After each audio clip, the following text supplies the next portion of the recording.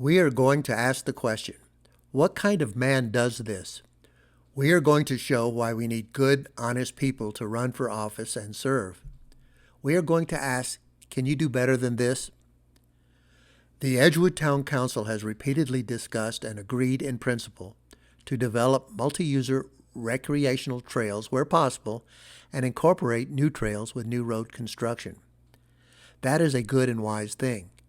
One of the first opportunities will be along East Church Street from Quail Trail to where it meets Williams Ranch Road. Hello, my name is Tom McGill. You and I are Edgewood neighbors.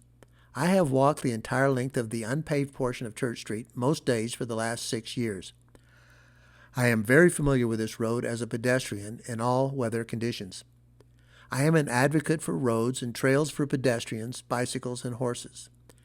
Like many of my neighbors, I think that outdoor physical activity is part of the Edgewood culture. I support the Complete Streets program.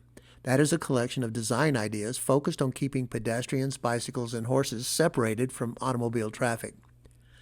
I know that amenities like multi-user trails are an inexpensive and easy-to-maintain way to improve the health quality of life, improve safety, increase property values, and possibly improve the environment over time. When Edgewood sought state and federal funding for the paving of this portion of Church Street, they promoted the pedestrian path and the principles of encouraging safe pedestrian use. They have made this promise each year, and they will probably do so next year as well. The funders like to see a well-planned, efficient project, and these features make the project more attractive and likely to get funded. Okay, we all agree on this, so what is the problem? Greed can corrupt even a simple project. The current design places the trail on the north side of Church Street. Here are some fairly obvious reasons why placing the trail on the north side is a bad idea, followed by why the former mayor insisted on doing it that way. It is an absolute travesty to be cutting down this many trees in Edgewood. These trees have been planted and nurtured over the years. They add value to the property. Any trees in the zone from the telephone poles to 12 feet north will have to be removed for the multi-use trail. It should be noted that effectively that area has been ceded to the town for maintenance access. I always walk on the south side of Church Street to keep from getting the dogs too excited. It gives them something to do, but too much stimulation sometimes gets them to fighting each other. The north side of Church Street has a number of driveways and intersections. A really first-class trail will not have all the transitions required to cross a large number of driveways and intersections. That makes it not a trail at all, but more of an 8-foot-wide urban sidewalk. Existing fences and gates will have to be removed or moved. The current plan is to replace them with a standard 3.5 to 4-foot fence. However, on the south side, the Bassett administration has already bought a $17,000 fence as a gift to the Bassett family. There won't be a need for an additional fence. All front yards will be made smaller.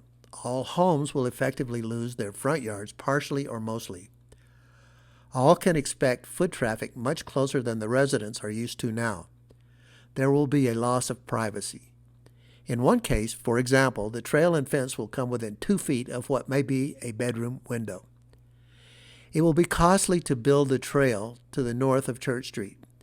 There may be easement issues, conflicts with utility service, and building or moving fences and gates. Much of the inconvenience will be borne by landowners. On the other hand, to the south, and that brings us to the heart of this video, the construction of a trail is cheap, easy, and convenient. It should have been done years ago when the road was approved for paving. Here's the twist.